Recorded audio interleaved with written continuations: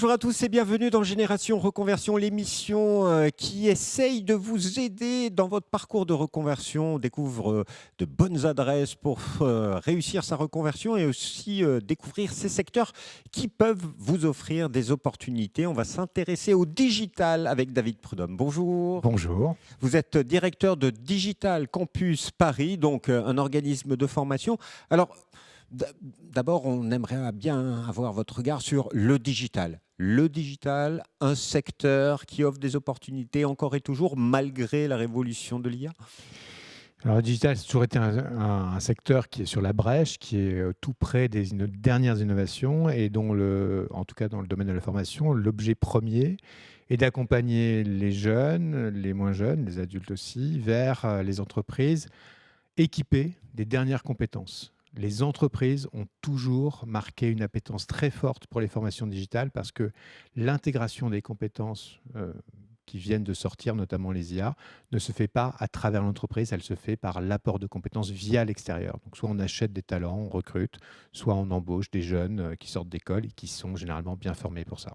Parce que, beaucoup de personnes sont inquiètes par l'avènement de l'intelligence artificielle. Quel regard vous portez sur l'arrivée de l'intelligence artificielle ? Alors, je porte un regard au moins double. Le premier, c'est que je me mets à la place des actuels salariés.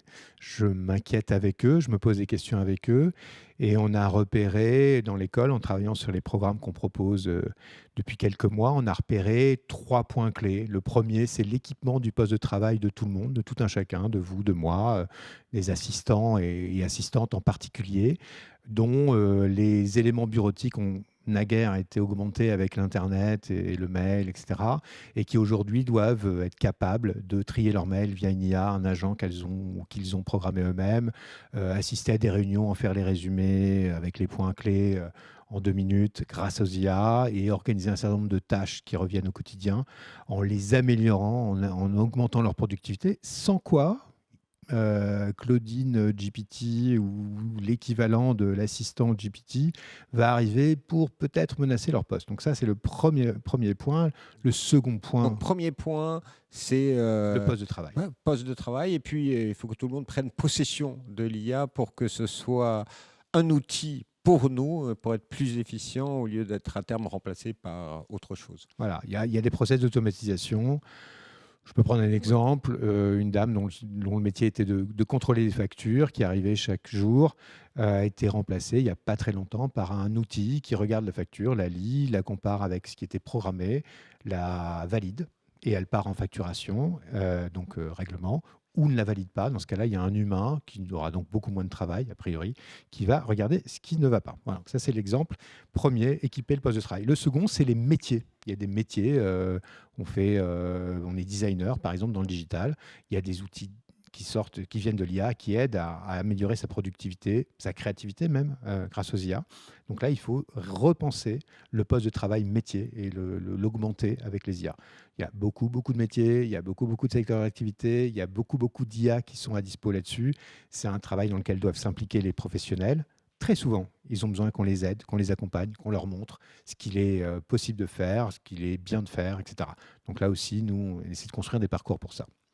Et j'ai un troisième point. Et le On troisième, y va ? on y va. On y va. Dans une entreprise, il y a plusieurs services et on peut révolutionner la productivité d'une entreprise en automatisant les échanges à travers le workflow, repenser le workflow d'entreprise, donc ce qu'on appelle les business process automation, qui est très à la mode, très en vigueur dans les sociétés de services. C'est là qu'on voit le plus d'emplois menacés, tous les emplois en col blanc, où en améliorant la chaîne de production, en l'automatisant, on augmente considérablement la productivité. Donc là, on cherche des emplois pour organiser et réorganiser les chaînes de production en utilisant les IA. Donc là, c'est créateur d'emplois d'un côté et destructeur de l'autre. Je pense que les deux revers de la médaille sont toujours présents. Il y a destruction, création, comme Voilà. souvent sur des IA. Mais justement, donc aujourd'hui, à vous entendre, il faut que tout le monde s'intéresse à l'IA, se forme. Et vous, dans votre école, c'est quelque chose que vous avez intégré dans vos parcours, cette réflexion et apprentissage autour de l'IA qui doit être évolutive en permanence, parce que l'IA d'il y a un an, c'est plus l'IA d'aujourd'hui. Je pense qu'il n'y aurait pas eu l'IA sans Internet. Enfin, on ne veut pas discourir là-dessus, mais il y a un vrai sujet autour de ça. On a un public, on a des intervenants, on a des professionnels en activité, environ 150 sur Paris. J'ai oublié de dire qu'il y avait 10 écoles Digital Campus Mhm. en France et qu'on était... Bon, on va y Voilà, venir sur la présentation. et donc, ce sont une communauté d'artisans, de professionnels qui travaillent avec tous les outils qui viennent de sortir. Donc, on a très tôt des gens qui se sont intéressés à ça parmi nos formateurs. Et puis, on a eu de la chance à Paris d'avoir un des intervenants qui venait de terminer un mémoire à Sciences Po sur les IA génératives et qui est venu nous présenter ça le 6 janvier, c'est-à-dire un mois après que ChatGPT soit présenté au grand public. Et on a entamé très très vite un travail de fond sur comment on repense chaque compétence professionnelle avec l'augmentation des outils IA. Donc tous les profs se sont mis très vite à revoir leurs cours et à intégrer les IA dans leur spécialité. Mais Voilà. néanmoins, dans le digital, il y a encore des recrutements malgré la crise. Il y a énormément d'offres d'emploi. On le voit sur les différents sites Internet qui proposent des offres d'emploi ou même sur LinkedIn. Et justement, quelles sont les différentes formations que vous proposez à Digital Campus? Alors, Digital Campus, en 2 mots, il y a Paris et puis combien de... Paris et 9 autres villes en métropole. On a également la marque est présente à Dakar au Sénégal et à La Réunion. Et on a des partenariats un peu autour de nous dans beaucoup de secteurs.